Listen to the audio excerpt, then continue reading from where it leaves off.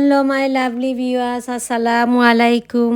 আপনারা কেমন আছেন? আশা করি আপনারা অনেক ভালো আছেন। তো প্রতিবারের মতো আজকে একটা ভিডিও নিয়ে আপনাদের মাঝে হাজির হলাম। ভিডিওটা হলো আমি আলু দিয়ে সমোসা মেক করব।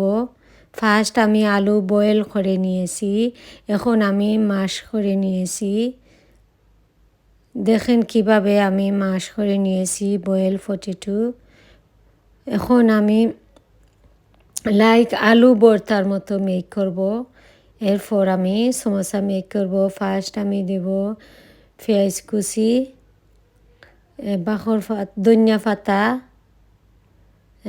এখন ভাজা মরিচ, শুকনো মরিচ ভেজে নিয়েছি।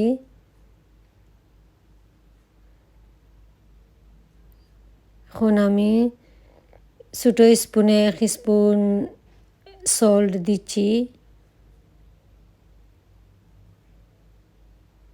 এটা পরিমাণ মতো সল্ট দিচ্ছি, লবণ দিচ্ছি। আপনারা যদি বানান তাহলে পরিমাণ করে লবণ দিবেন। এখন আমি মাস্টার অয়েল দিচ্ছি, সরষের তেল দিচ্ছি।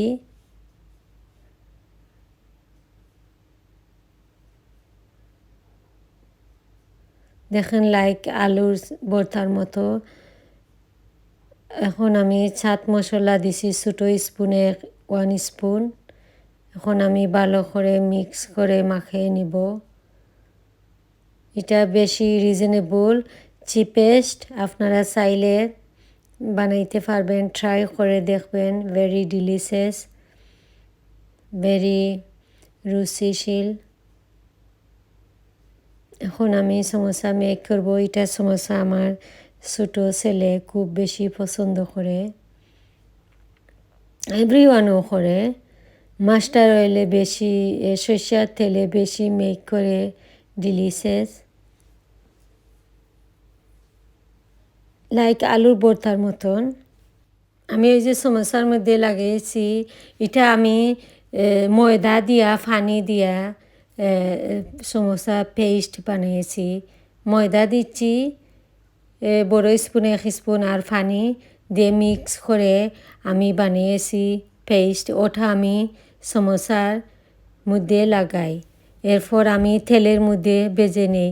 এখন আমি তেলের মধ্যে ভেজে নিব না সমোসা, বিকজ আমার এখন খাওয়ার ইচ্ছা নাই। এর জন্য আমি তেলের মধ্যে ভেজে নিব না। আপনারা যদি বানান ইন্টারেস্টিং হন এই সমস্যার সাথে, তাহলে আপনারা তেলের মধ্যে ভেজে নিতে হবে, এরপর খাওয়া স্টার্ট করবেন। অবশ্যই আশা করি আপনারা বুঝতে পারছেন। আর আমি 2টা সমোসা পেস্ট দেই। 2টা দিলে লং টাইম তুমি ডিপ ফ্রিজের মধ্যে রেখে দিতে পারবেন। আর যদি একটা সমোসা পেস্ট দিয়ে সমোসা মেক করেন, তাহলে দেখবেন 1 মান্থ 2 মান্থ পরে ফেটে গেছে।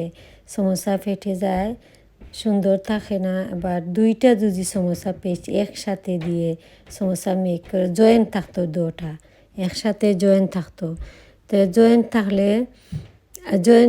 একসাথে জয়েন্ট করে সমোসা মেক করবেন, তাহলে সমোসা বেশি স্ট্রং থাকে, লং টাইম টেক করে। হ্যাঁ, লং টাইম ফ্রিজের মধ্যে থাকে এবং ভালো থাকে। এবং আমি এখন শেষ করে নিয়েছি। ওকে, আসসালামু আলাইকুম।